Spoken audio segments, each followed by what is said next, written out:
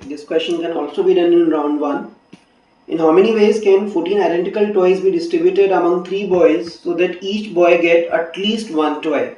So let's say the boy 1 get A, the boy 2 get B and the boy 3 get C. The total is 14. Since each of them must have at least one, I want natural number solutions for this. And we already studied the natural number solutions.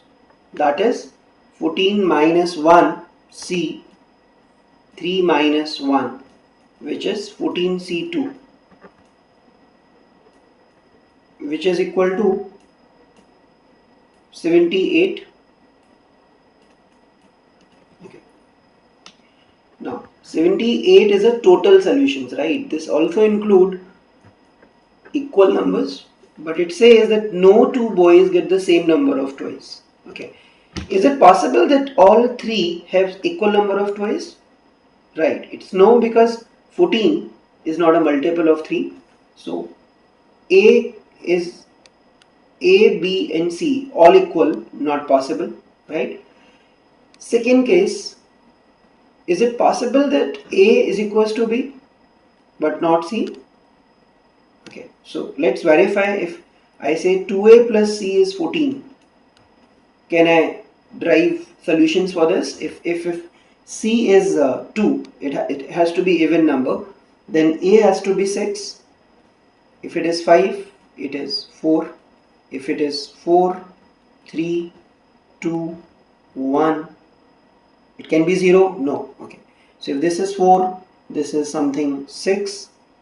4 2s are 8, right? And this is 8, this is 10, this is 12. So in how many cases I can give two of them, exactly two of them equal, third unequal? 1, 2, 3, 4, 5, 6. 1, 2, 3, 4, 5, 6.